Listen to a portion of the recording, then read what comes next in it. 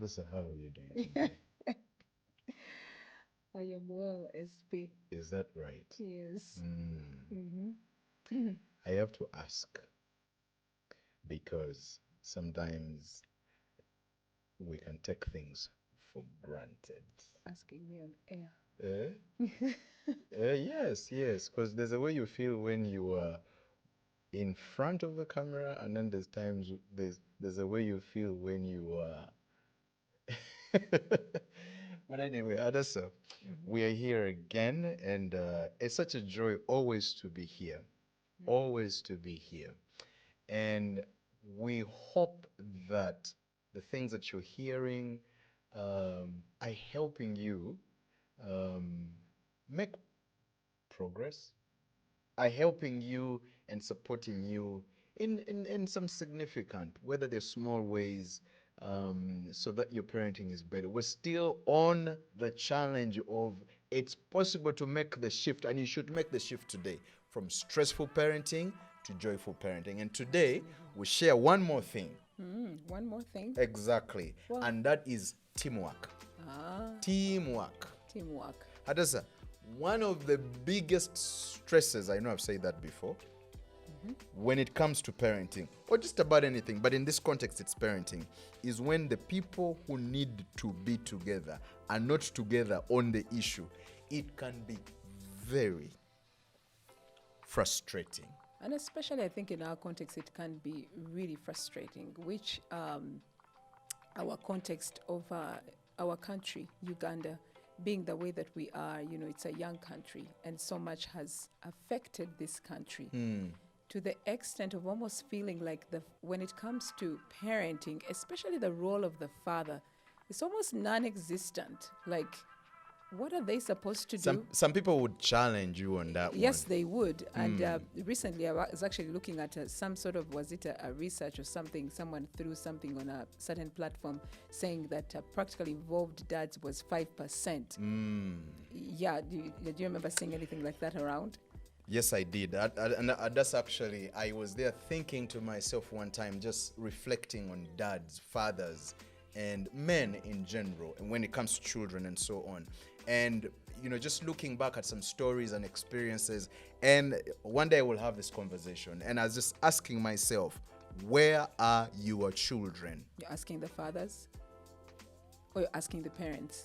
Fathers, Fathers. mostly. But of course, where are your children? And it was just the thought of accountability. Do we know where they are? And yes, of course, you could quickly say, yeah, yeah, yeah, yeah, yeah. I know they are here. But really sit back and ask that question, where are my children? I think about my three, Joshua, Elizabeth, and Jethro. And it's just this question of, do I know where they are emotionally? Do I know where they are spiritually? Do I know do I know where they need to To be. be? Anyway, that's for another day. But Yes. the teamwork of mom and And dad dad.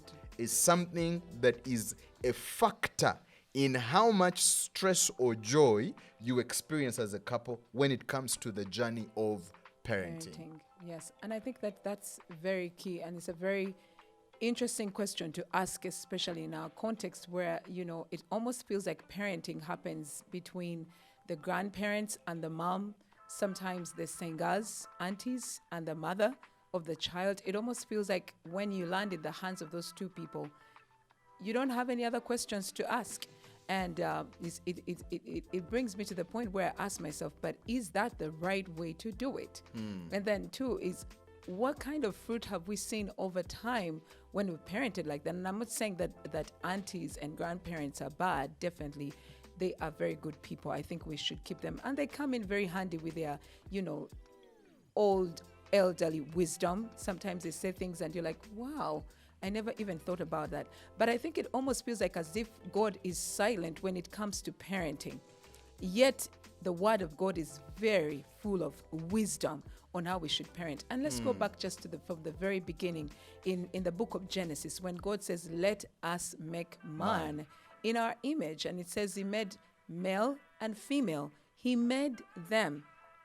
I mean, it will first of all say he made man, then it says male and female, he made them in such a bond of unity that man and woman belong together. That's why this universe not only, we don't only have men walking on the earth planet, and we not only have women. They're there. But because of sin, there's been such, a separation between the two, and yet we actually belong together. Male and female belong together. In order for us to see a full potential of any human, we have to keep that. Fact of both. Male and female, they both have to be together. So it's important. And even when we see God creating, he doesn't bring Adam and Eve as babies and throw them there. That pair of people came out mature, Complete. full grown, and fully connected to God. And it's a point to ponder about in that marriage assumes maturity. Marriage and parenting assumes maturity. And it assumes that we are going to be in such a deep connection with one another, and more still with God. That male and female are so connected to one another because of God. So there is this three, God, male and female together, working together. In fact, we also see in another way that God is working through this relationship, this fellowship of male and female, in that the man was put to sleep. And then the lady was just brought to the man. And when the man saw this woman, remember, at this point, the man has no influence of any type of sin, And when the woman is brought to him, he says, wow, this is now bone of my bone and flesh of my flesh. That is what we would call revelation. It's not something that is spoke out of. It's something that the Spirit of God must have deposited inside him to say, this is now bone of my bone. And give him understanding. And give him understanding. And he knew that this is what this creature called Eve is all about. Yes. She shall be called woman. In that point, the man... Because she was taken out of me. Absolutely. That's very key. And I think that when we think about parenting, we should think about parenting not just the providence of school fees, not that to ensure that you have grown. Sometimes we go through throwing the lines of tewavam, tewakula, as if the quality did not matter. It's just, an increase of size and whatever. But the quality does matter. And it's drawn out of this relationship of being mom and dad. That's where it all starts from. These other relationships depend on this relationship so much. When Adam and Eve were in the garden, everything was going to be brought out of them. Even the offspring, the multiplication of the whole entire world came out of them. And because they were fallen, we can see that the generations come with that struggle. Now we have to think about it. If they had not, consented, if they had not chosen to sin against the Lord, what would the generations again look like? And that's why we have Jesus coming into the picture, because otherwise there would be no connection. So this first relationship of Adam and Eve determines the quality of the human beings we're going to have in the next generations. I hear you. Yes, and that's why that when we are parenting, we should actually think of mom and dad first. It should not shock us, actually, that when...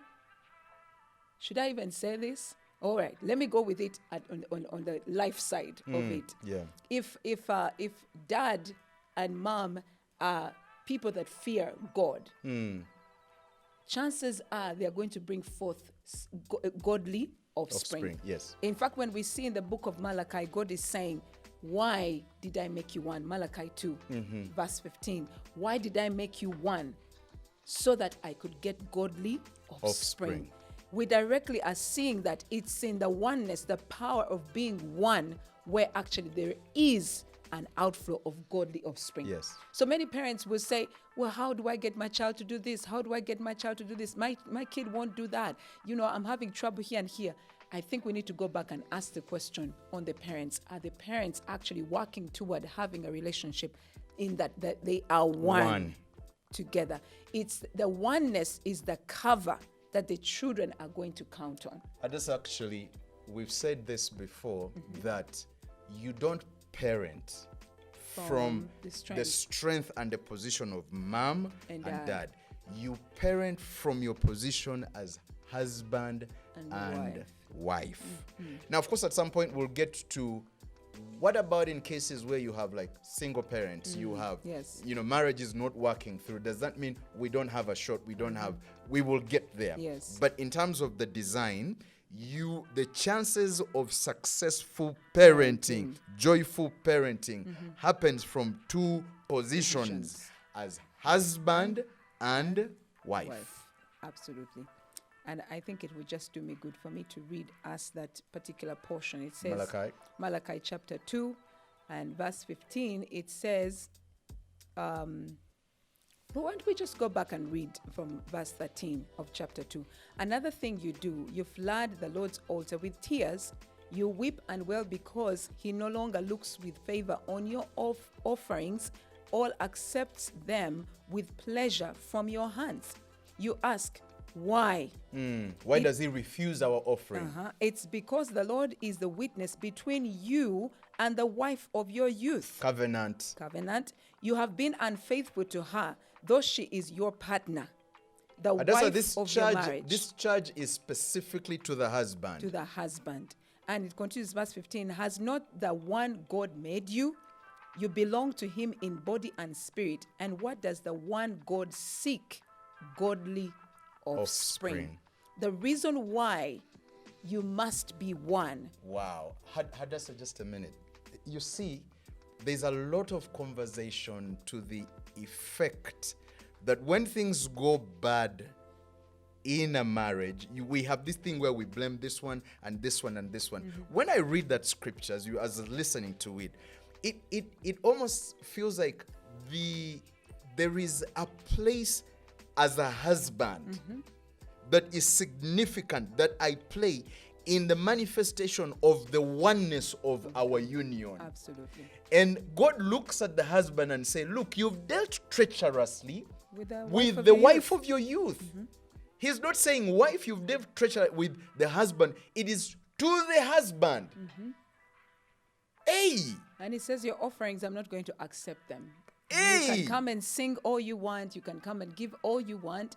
But I am not going to accept them because you are not treating your wife the right way. Wow.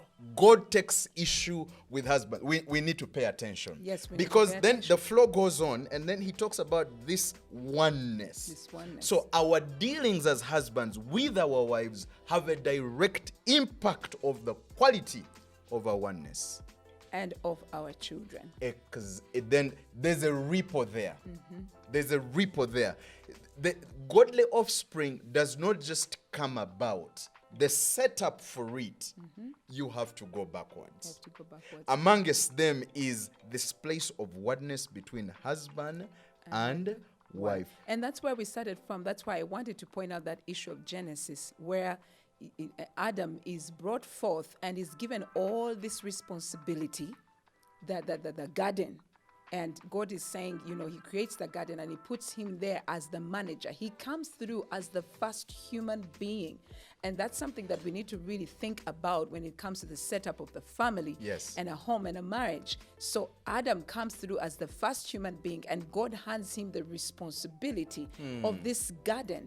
And this garden was perfect according to Genesis. Everything was there. The gold, the water, the plants, the animals, the trees. He had partnered with God to that level that he was taking care of all these riches. And in the process of doing that, he had no idea that he was even needing companionship. And then because God in Genesis 1 had said it would be male and female, so it's in God's heart to fulfill his word. And so he has this burden inside him and says, no, this picture is not complete yet. I need to finish what I declared. And so he makes this woman and brings her to this man.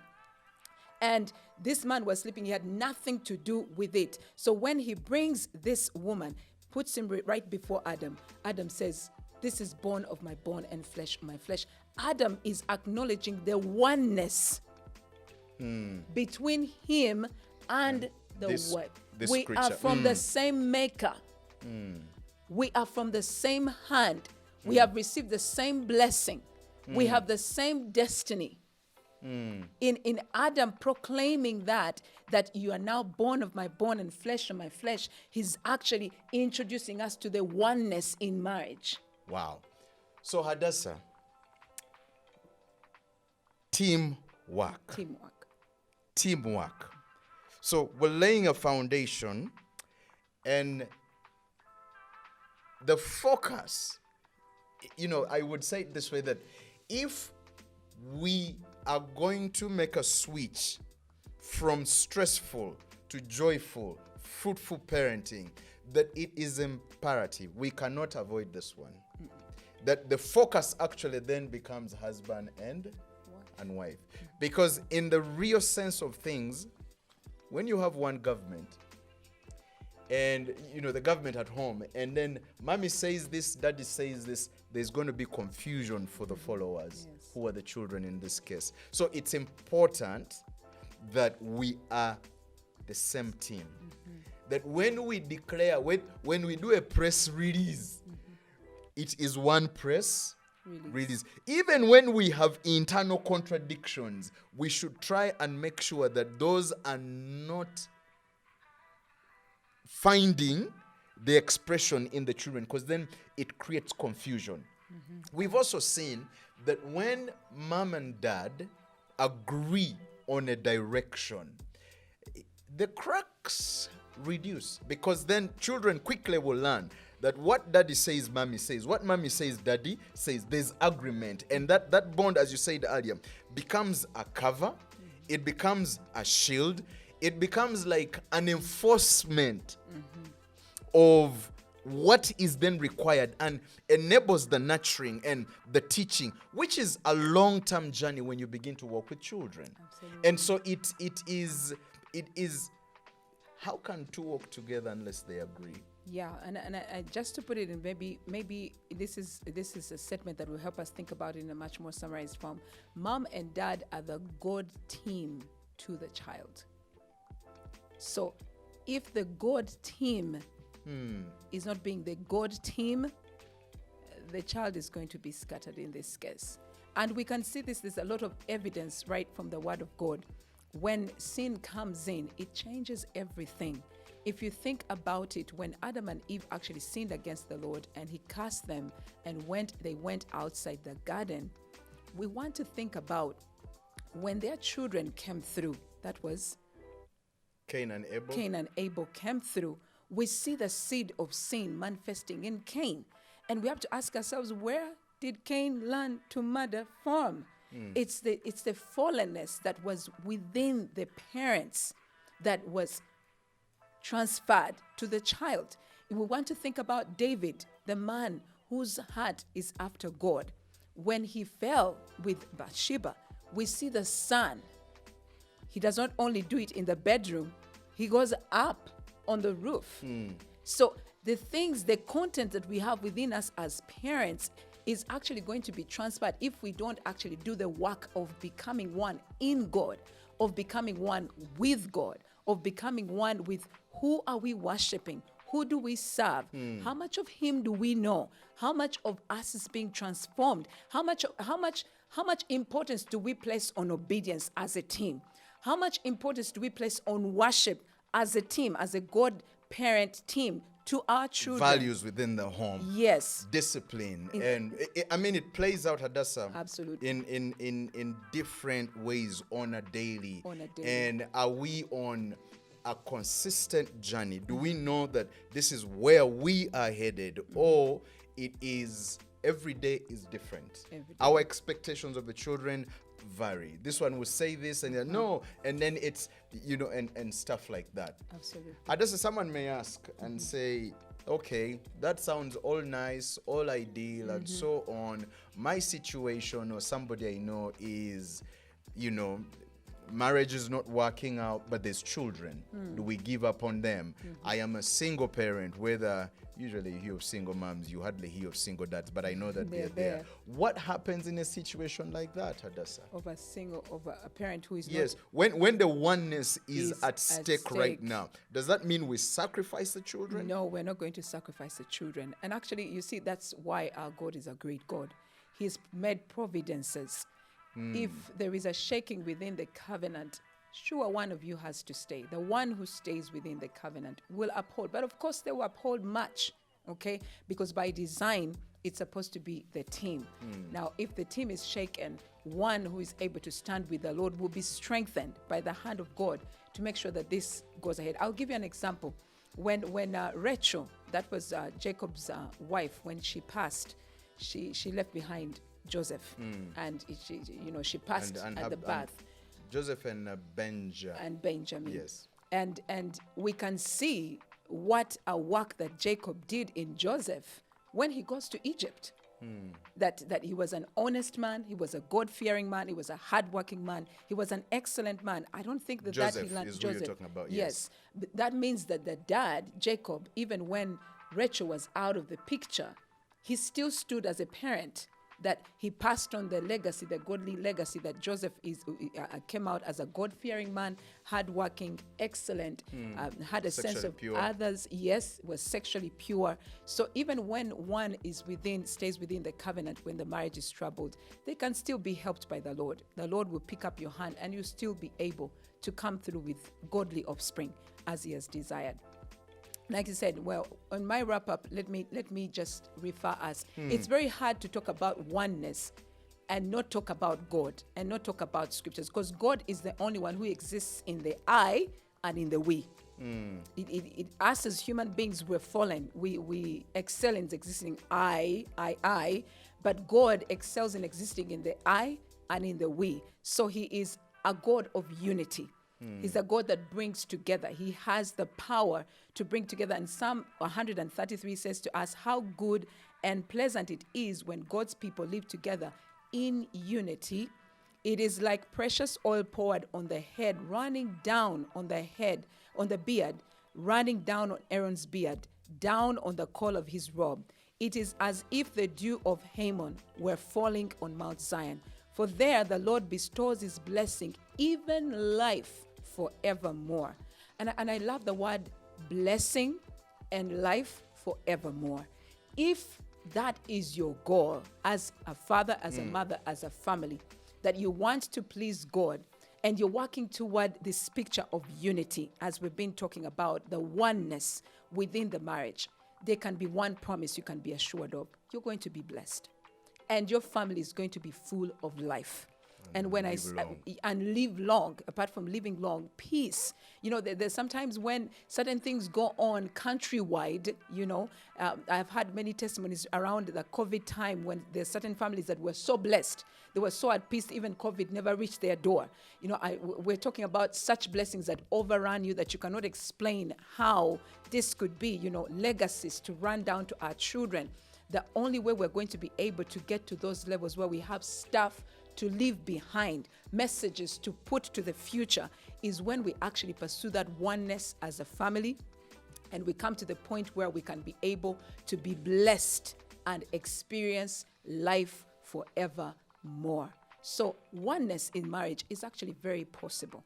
It's actually something that you cultivate. You can work toward it. I usually use that word cultivate because the things of God by nature are like that. We are not like that. But when we accept Christ, we begin that journey of cultivating things inside ourselves, cultivating things inside our systems so they can contain, or if I may use the word contain for lack of a better word, they can have God resident within us, within our families, so we can be able to do the things that we need to do. So for any human being to come to the full potential that they need to be, especially in a marriage, in a family, there's got to be the unison of oneness of mom and dad.